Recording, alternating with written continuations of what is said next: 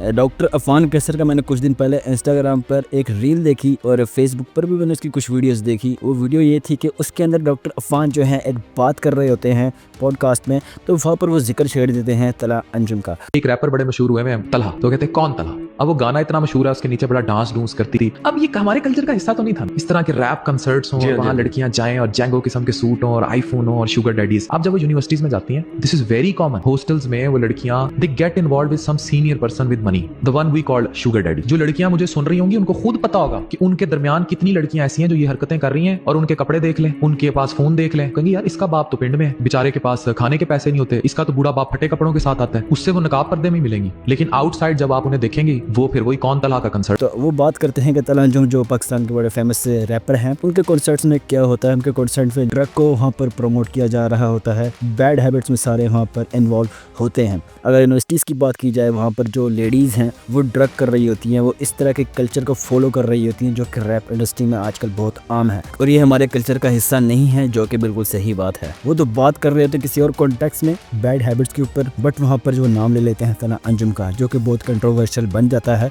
तो उस पॉडकास्ट के नीचे तला अंजुम जो है अपना एक कमेंट करते हैं कि यार इस सब में मेरी क्या गलती है। तो उस तला अंजुम के कमेंट में रिप्लाई करते हैं चन के बोलते हैं flexing with Hennessy and liquid in the name of rap and hip hop. The guys in the video Mohammad Ali and doctor Afan Kaiser जो कि पॉडकास्ट के अंदर हैं are saying this isn't part of our culture. ये हमारे कल्चर का हिस्सा नहीं है। Our culture and religion don't teach us to glorify poison. You are out here trying to look cool while promoting the very things that destroy lives. बच्चे और लड़के सुनते हैं तुम्हारी ये बकवास लिरिक्स। अगर यहाँ पर हम चन के पॉइंट ऑफ व्यू से देखें, डॉक्टर अफान के पॉइंट ऑफ व्यू से देखें, मतलब पॉजिटिव पॉइंट ऑफ व्यू से देखें, चन के यहाँ पर सही है, डॉक्टर अफान भी यहाँ पर सही है, क्योंकि हमने देखा है मोस्ट ऑफ दी लिरिक्स में गालियाँ होती हैं जो आजकल आम होती जा रही है। पहले हमें रैप्स में गालियाँ सुनने को नहीं मिलती थी, बट अब जो है हर किसी न किसी के रैप में कोई ना कोई गाली लाजमी होती है।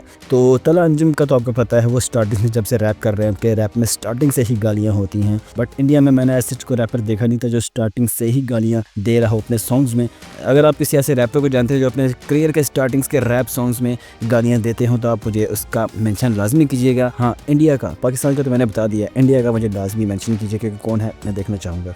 बट हमारे ब्लूटूथ एरा में हनी सिंह के ऊपर एलिगेशंस लगे थे कि उन्होंने ऐसा सॉन्ग बनाया है जहां पर वो बहुत ज़्यादा अब्यूजिंग कर रहे हैं। तो हनी सिंह का वो केस अभी भी चल रहा था, हो सकता है चल रहा है या ख़त्म हो गया, उसका हमें पता नहीं है, बट हनी सिंह ने हमेशा इस चीज़ को डिनाई ही किया है। तो यहाँ पर जो लिरिक्स है तला अंजुम के, वो तो आपको पता है बोल्ड होते ही हैं, अभी भी होते हैं, पहले भी होते थे। तो उस कॉन्टेक्स्ट में हमें चनके की बात सही लगी है, डॉक्टर अफान की बात सही लगी है। ऐसा होता क्यों है, रैपर्स जो इंडिया के हैं या पाकिस्तान के हैं वो ऐसा करते क्यों है, अपने सॉन्ग्स में लड़कियों की बातें क्यों करते हैं, ड्रग्स की बातें क्यों करते हैं, हम उसके बारे में पहले जान लेते हैं। अब आपको इस चीज़ का तो पता है कि हिप हॉप जो है वो पाकिस्तान से राइज़ नहीं हुआ, इंडिया से राइज़ नहीं हुआ, ये राइज़ हुआ है वेस्ट से, मतलब बाहर से, यूरोप से, वहाँ से ये राइज़ हुआ है। तो वो आपको पता है जिस तरह के वो लोग हैं, जिस तरह वो पले बड़े होते हैं, उनकी जो सोसाइटी होती है वहाँ पे बच्चा ड्रग्स ले रहा होता है या उनको गन कल्चर सिखाया जा रहा होता है, गन कल्चर के अंदर वो चले जाते हैं, या उनकी जो लाइफ होती है, ओपन लाइफ होती है उन सबकी, वो गाली वगैरह देना उनके लिए आम होता है, लड़कियों की बातें करना उनके लिए आम होता है। बड़े होकर जो रैपिंग या हिप हॉप कल्चर में जब आते हैं तो वो ऐसी ही बातें करते हैं, वो ऐसे ही लिरिक्स लिखते हैं। आप अपने फेमस रैपर्स को भी देख लें, उनके सॉन्ग्स में कहीं ना कहीं लाजमी ऐसा होता हुआ है। पूरे सॉन्ग्स भी ऐसे ही होते हैं, लड़कियों पर होते हैं, ड्रग्स के ऊपर होते हैं। मोस्ट ऑफ दी 90% जो हमें सॉन्ग्स देखने को मिलते हैं वो ड्रग्स और लड़कियों के ऊपर ही देखने को मिलते हैं। जो इंडिया के आर्टिस्ट हैं हिप हॉप के, जो पाकिस्तान के आर्टिस्ट हैं हिप हॉप के, ये फॉलो करते हैं वेस्टर्न कल्चर को। ये हिप हॉप को तो करते ही हैं, बट हिप हॉप के अंदर अपनी जो फीलिंग को एक्सप्रेस करते हैं वो वेस्टर्न कल्चर की तरह करते हैं, उनकी तरह बातें करते हैं, कोशिश करते हैं उनकी तरह बनाने की, अपनी फीलिंग्स को पब्लिक के सामने ये उस सेंस में लेकर आते हैं। तो उसकी वजह से जो जॉनरा है हिप हॉप का डाउटफुल बना हुआ है हर किसी की नज़र में। तो जो कोई भी हिप हॉप का नाम सुनता है तो उसके माइंड में पहले लड़कियां या फिर ड्रग्स का ही इमेजिनेशन आती है। तो अगर हम चनके की बात करें तो चनके अपने सॉन्ग्स में ऐसे हार्श वर्ड बोलने से गुरेज करते हैं, उनसे दूर रहते करते हैं। पहले पहले चनके भी ऐसे बोल्ड वर्ड यूज कर लेते थे, फिर चनके इस चीज से साइड पर हो गए। अगर मैं आपसे कहूँ कि आप चनके के अलावा कोई ऐसा रैपर दिखाएं जो अपने सॉन्ग्स में ड्रग्स को प्रमोट नहीं करते या लड़कियों पर बात नहीं करते, तो आप यकीनन नहीं ढूंढ पाएंगे। आप बोल रहे होंगे कि यार काफ़ी सारे रैपर हैं जो अच्छे अच्छे सॉन्ग्स बनाते हैं, बट वहाँ पर उनके हमें इंस्टाग्राम पर या म्यूजिक वीडियो के अंदर ड्रग्स वगैरह जो है वो देखने को मिल जाती हैं। भले ही वो यूज़ ना करते हों, बट देखने को ज़रूर मिलती हैं। चनके के केस में ऐसा नहीं है, उनके हमें म्यूजिक वीडियो के अंदर ऐसी कोई चीज़ देखने को अब नहीं मिलती है। पहले भी नहीं मिलती थी, बट अब भी देखने को नहीं मिलती इनकी स्टेटमेंट के बाद। तो इस चेंज में जो मैं अपने आप में चेंज ला रहा हूँ, जो सबसे ज़्यादा चैलेंजिंग है मेरे लिए, ठीक है, वो ये है कि मैं आइंदा से टिल डेथ कोई भी गानों में गालियाँ नहीं होगी मेरे, ठीक है।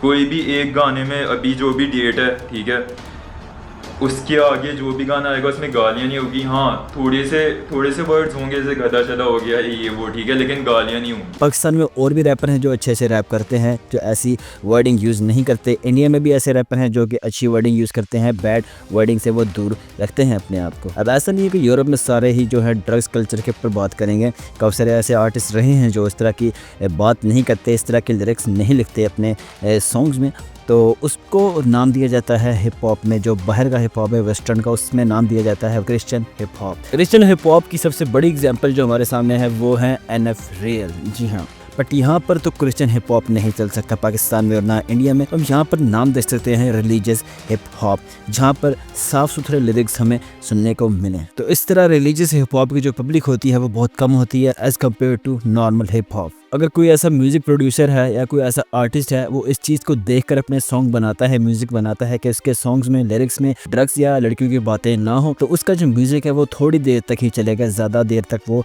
टिक नहीं पाएगा। अगर उसकी सोच में ये है कि वो ज़्यादा ऊपर जाना चाहता है, तो वो अगर वो ऊपर जाना चाहता है, अगर उसका जो माइंड सेट है वो ऊपर जाने का है, तो वो इस चीज़ को अपने माइंड से निकाल कर ही म्यूज़िक बनाता है कि उसको रिलीजियस टॉपिक्स के ऊपर ही बात करनी है। वो इस चीज़ पर ज़्यादा बात नहीं करता, वो रिलीजियस हिप हॉप से साइड पर हो जाता है और वो भी अपने लिरिक्स में, अपने सॉन्ग्स में लड़कियां और ड्रग्स की बातें लाजमी करता है, क्योंकि उसे ऊपर जाना है। तो उसे पता है अगर मैं रिलीजियस टॉपिक्स पर रहूँगा तो रिलीजियस टॉपिक्स की जो पब्लिक है वो बहुत कम है, तो उनका जो ग्राफ है हाइप का वो डाउन चला जाएगा। तो यहाँ पर रही बात तला अंजुम की, तो हम ये कह सकते हैं कि जो ब्लशिंग है, जो अब्यूजिंग है, जो गालियाँ हैं, उनको अगर आप कम कर लेते हैं तो बहुत अच्छी बात है। तो उससे काफ़ी सारा जो हिप हॉप है वो हमें क्लीन लगेगा, हर कोई उसको सुन सकता है इजीली। लड़कियों की बातें अगर करनी है, ड्रग्स की बातें करनी है, तो वो कॉमन है, वो तो अब हमारे ऊपर है कि हम उस पर इन्वॉल्व होते हैं या नहीं, या सुनने वाला उस चीज़ को उस पर इन्वॉल्व होता है या नहीं। बट यहाँ पर अब्यूजिंग जो है, जो गालियाँ हैं,